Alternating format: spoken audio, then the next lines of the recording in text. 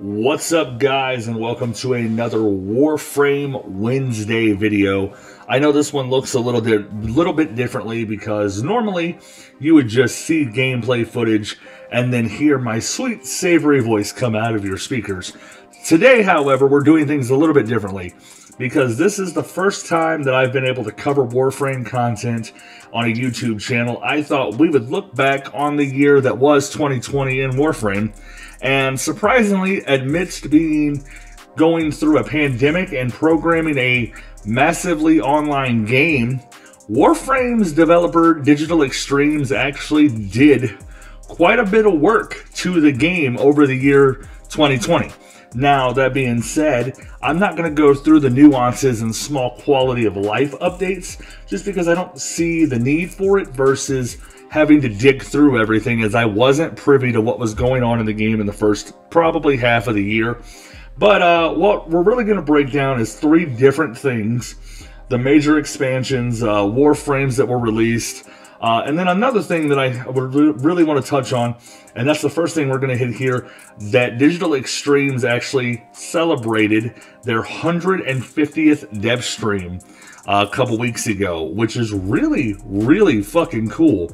So basically, they've done 150 shows where they've sat and explained to people what was going to come in Warframe, what was going to happen in the game, things of that nature over the past few years, which is really cool.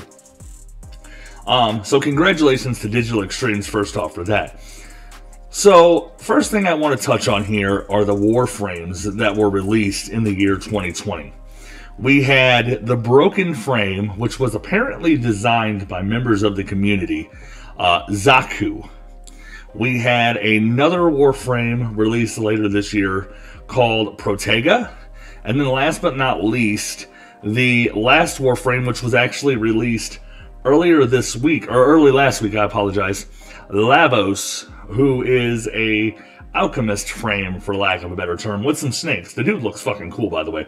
Haven't been able to get any of these Warframes yet, because I did just restart the game over on the PC, so I'm way behind in terms of content. But the idea is to get caught up before the next major expansion, if I have my way. So that's kind of what I'm hoping for. But those three Warframes are all very different, not only in the way that you earn them, but in the way that you use them. Most explicitly, and at least from my understanding of him, Lavos really is the kind of master frame. I mean, I'm sure there's going to be more, and he actually marks the 45th actual frame. There are 77 frames with primes and regular frames, counting Lavos now. But he was the 45th non-prime frame to be released on the game. That's fucking insane. There's 45 frames. So 45 essential subclasses that you can play within the game of Warframe with, what's 45 times 4? Fuck, I can't do math. 24, 4 is 16, 180-ish different abilities. Holy fuck, that's a lot of playing styles. So, speaking of prime frames, which if you don't know what a prime frame is, if you've just kind of been following my videos, prime frames are essentially really enhanced versions of already existing frames. In the lore, they are basically powered up by the Orokin, and what ends up happening is they are enhanced versions of their non-prime selves. So the three prime Warframes that were released this year were Titania Prime, Inaros Prime, and Nesha Prime. So 6 frames released throughout 2020, so that's a new frame for you to grab every 2 months. That's pretty damn cool. So that alone, for a lot of games, would be content that they would sit on. But Digital Extremes really doesn't do that. Digital Extremes is kind of big on, hey, we want to continue to drive new content, we want to drive things, we want to improve things. So, that said, let's now focus on the quote-unquote lesser expansions that came out in 2020. The first one is the Nightwave Series 3, which centers around the Glassmaker. And if you don't know what Nightwave series are, essentially they're Digital Extremes version of Battle Pass. They actually give you things worth platinum, cosmetics, mods. There's a range of things that you can get from maxing out the rank within the Nightwave series, which is really, really damn cool. So that said, Nightwave was a really neat thing.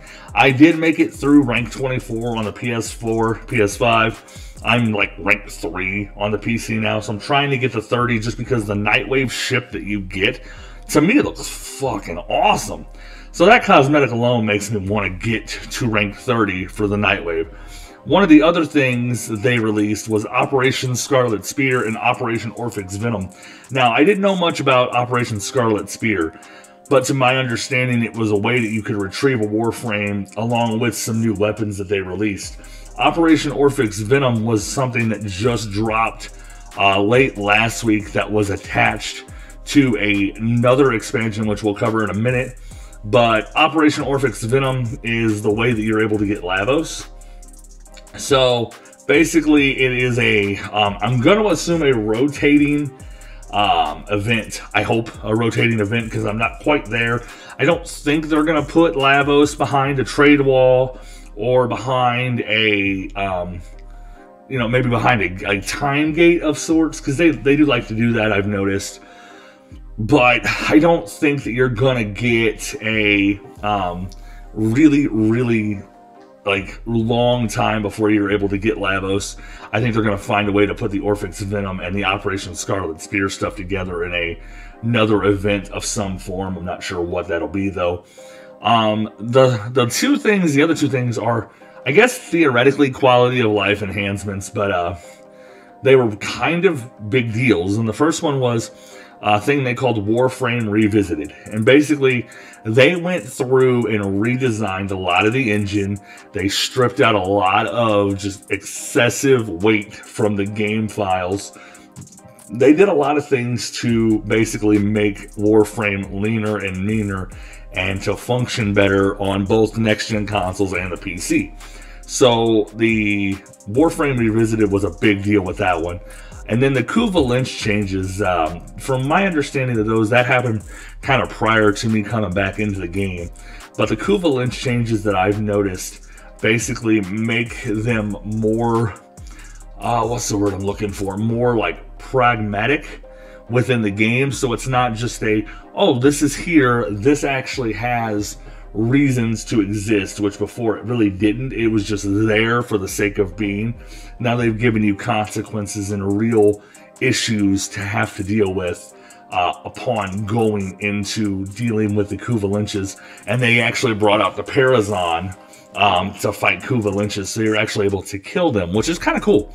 I haven't had the chance to fight a Kuva Lynch yet, but they are being actually extradited into an update in 2021 where you can use your captured Kuva Lynches to pilot your Railjack ship and use them to your advantage when going into Railjack missions.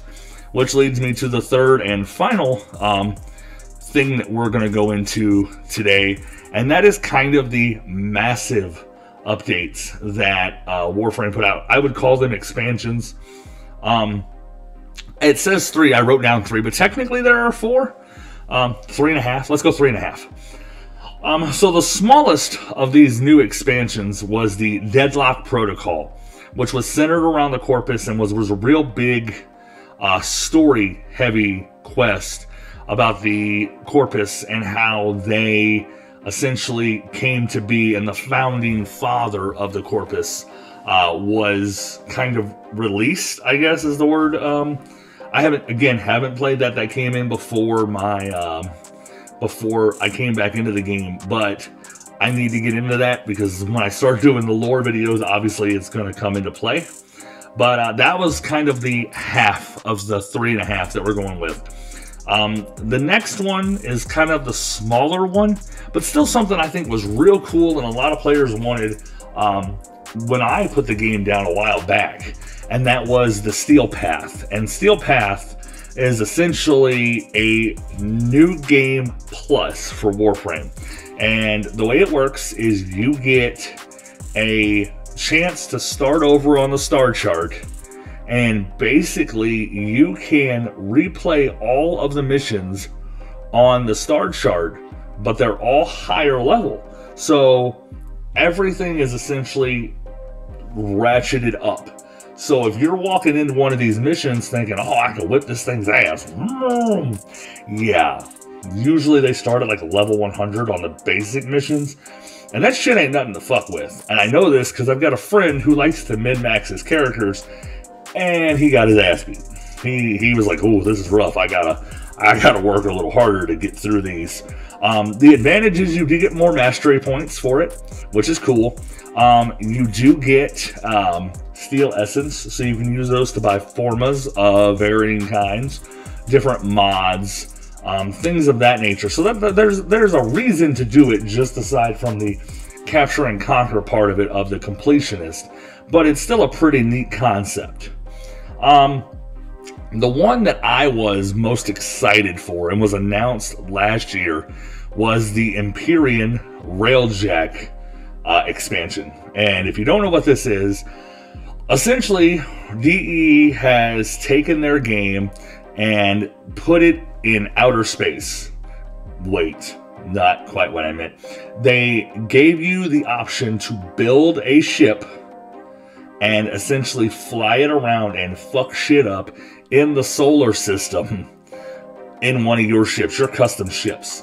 So the missions and the gameplay there are fucking fun. Like, they're just a lot of fun to do. They really are. I enjoy the hell out of them. I did get the chance to do that on the PS4, and I am looking forward to really getting into that on the PC version of the game as well. I'm excited to kind of see what happens with it. That said, though, like, the Empyrean thing had a lot of foundation for what I expect to see them do in the future, and by the sounds of it, with the new Corpus expansion of Railjack coming next year, that was teased in DevStream 150, I expect a lot of good things from Railjack over the next year to year and a half. And the final thing that I kind of want to hit on, like I said kinda, I want to touch on for the 2020 that was Warframe, is the Demios and Demios Arcana expansions, which is Warframe's third open world within the game. They had the Plains of Eidolon on Cetus, which was Earth, Fortuna, which was Venus, and now Demios, which is its own kind of planet, which kind of took over the Derelict, I think, if I'm not mistaken. But Jesus Christ, this thing is absolutely gorgeous. Like, I cannot give DE enough credit. They have taken everything they've learned from Cetus, put it into Fortuna. Fortuna, they learned a bunch of stuff, put that into Demios, and just really kind of continue to up their game in the creation of open worlds. And I really do expect us to catch an open world really on almost every planet before it's all done. Where we'll go next, I don't know. Demios was never really in the plans as far as I was aware, and the fact that they kind of went with an infested planet and an infested story for Demios, which was fucking phenomenal, by the way, just really tells you that their storytelling ability and their ability to kind of tap into the lore of the world that they've created is awesome. Now, what I expect, it's hard to tell you. I honestly don't know, because no one really saw Demios coming, you know. So the one thing I really hope we see, actually, you know what? Let's move into the final category here. This is what I'm gonna do. We've talked about what come from 2020. Here's what I would personally like to see in 2021. Now, I don't have a list here. There's really just kind of three things that come to mind, right? The first, I want to see the completion of the New War story quest. We've been really kind of hitting at this, and they kept turning it up and turning it up and turning it up as time went on with these story quests, and they just got better and better and better and better. And then we get to the New War, and they've kind of stalled out a little bit. And I don't like that, just because I want to know where it comes from and how the story progresses further. That story is in fact so good that I've replayed it 3 times on the PlayStation, and will probably replay it at least twice on PC before the completion of the arc. So I really want to kind of see them complete or at least take the next couple of steps in the new war. The second one is kind of been hinted at, but I want to see it on a more massive scale, and that is more Empyrean and Railjack expansions. We're getting a Corpus Proxima, which would lead me to think we're at least getting 2 or 3 more planets worth of Railjack missions, which is probably going to lead to more mission types and more mods and more things to earn for Railjack, which is great. But I want to see that expanded because I think that is kind of where the story is going. So I want to see Railjack really just grab the game by the balls and really kind of ratchet itself up. The third and final thing I really kind of want to see them do, and I would really like to see them do this, is, you know, there is a lot of the open worlds that have just gotten better and better. I think a lot of people are wanting them to kind of step back just a little bit and kind of touch up a few of the things they've promised on, which included going back and redoing pets, adding more Umbra mods and more Umbra frames and stuff like that. And even if we have to do that in a story-based quest like the Deadlock Protocol or things of that nature, that's fine. I'm okay with this.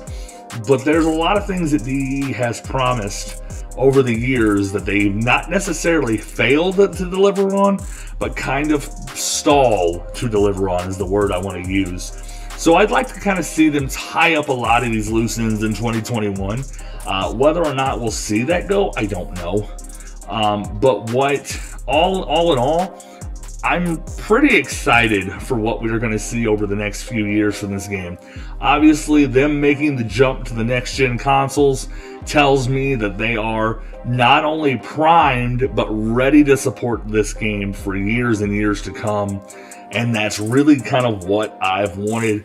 And now that I've seen really kind of that vision play out, I am going to be more invested in Warframe than I've ever been, which is saying a whole hell of a lot. So yeah, all in all, I think 2020 was a great year for Warframe. I do look forward to more in 2021. What do you guys want to see from Warframe in 2021, or what was the highlight of your 2020 Warframe adventure? Drop some pics and some comments in the section below.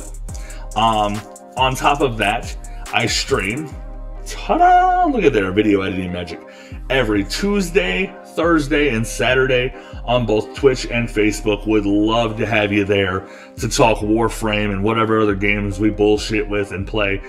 We do some surprise streams here and there. This video is actually coming out right before the end of the year, so I will not be live on New Year's Eve as that is my birthday. But we will be live and back in living color after the New Year Day celebrations of 2021. Hopefully this year just takes a shit and goes away for everyone. So yeah, join me in the chat. Would love to talk with you more about what your feelings are on Warframe and the direction of the game, or anything else that you really want to shoot the shit on. If you have any suggestions, feel free to drop those in the comments below. Until next time, everyone, thank you so much for watching the videos over the last couple of months of the year.